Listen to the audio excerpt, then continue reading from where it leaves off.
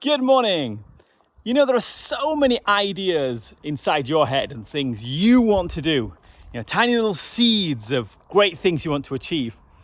But the key with a seed is you've got to put it in fertile ground in order for it to grow. Now, some people are lucky that they're born in that type of environment. And others, sometimes you have to make the effort to change your environment to make it more fertile for your ideas. This used to be a huge lake. And they drained it, and now it's one of the most fertile areas around here, with fruit trees and grapes and vineyards and all sorts of things. They took the quite barren land and they made it super fertile for these seeds, these fruits, these ideas to bear fruit and go on and do successful things.